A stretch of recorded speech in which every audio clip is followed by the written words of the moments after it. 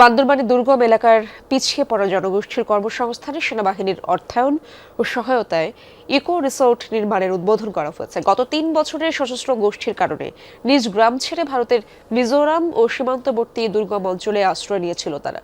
সহায় সম্বলহারা প্রত্যাবর্তনকারীদের জীবনযাত্রার মান উন্নয়ন এবং পুনর্বাসনের জন্য ২০ লাখ টাকা বরাদ্দ করেছে ২৪ পদাতিক ডিভিশন। পাপরিকা আর মেক্সিকান মশলার মাইন্ড ব্লাস্টিং ফ্লেভারে ডিটোস পার্টি হবে জোস যদি থাকে ডিটোস। সমুদ্রপৃষ্ঠ থেকে 2100 ফুট উচ্চতায় অবস্থিত ভারত ও মিয়ানমার সীমান্তবর্তী বান্দরবানের রুমো উপজেলার কেওক্রাডং সংলগ্ন সুংসুয়াং পাড়ার বম অধ্যুষিত গ্রাম। গত ৩ বছরে কুকিচিন সশস্ত্র গোষ্ঠী দ্বারা সবচেয়ে ক্ষতিগ্রস্ত এই জনপদের বম জনগোষ্ঠীরা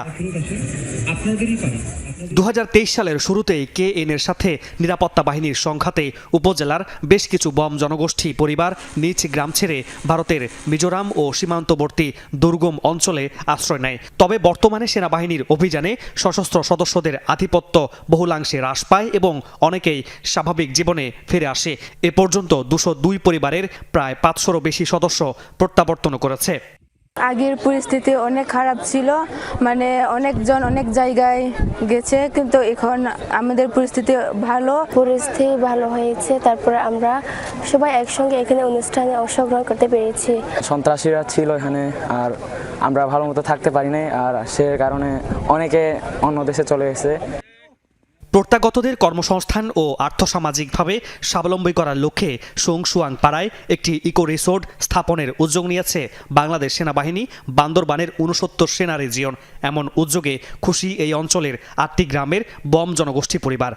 বাংলাদেশ সেনাবাহিনী খুব অক্লান্ত পরিশ্রমের মাধ্যমে ওনারা কাজ করতেছে। নিত্য প্রয়োজনীয় জিনিসগুলো যাতে করে বিক্রি করতে পারে এই আশা এই কটেজটা করা হয়েছিল। আপাতত বর্তমানে যে কটেজ উদ্বোধন হবে, এই কটেজ উদ্বোধন করলে তার ইনকাম সোর্স বাড়বে, মোটামুটি এগিয়ে যাবে।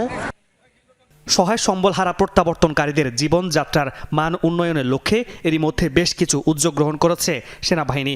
এরই ধারাবাহিকতায় এই জনপদের মানুষদের জন্য একটি ইকো রিসোর্ট নির্মাণ প্রকল্পের প্রাথমিক উদ্বোধন করেন Bandarban region commander brigadier general SM Rakib Ibne Rezwan.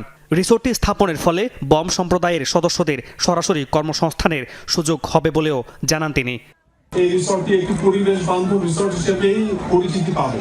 বদ্ধ আয় এটা সম্পূর্ণভাবে ব্যয় করা হবে আমাদের এই আশেপাশের যে সমস্ত পাড়া জনগোষ্ঠী আছে তাদের কল্যাণের জন্য, শিক্ষার জন্য, চিকিৎসার জন্য। 24 পদাতিক ডিভিশনের অর্থায়নে প্রকল্পটি বাস্তবায়নে ব্যয় করা হচ্ছে প্রায় 30 লাখ টাকা। মামুন নুরশি তৌফি, যমুনা নিউজ।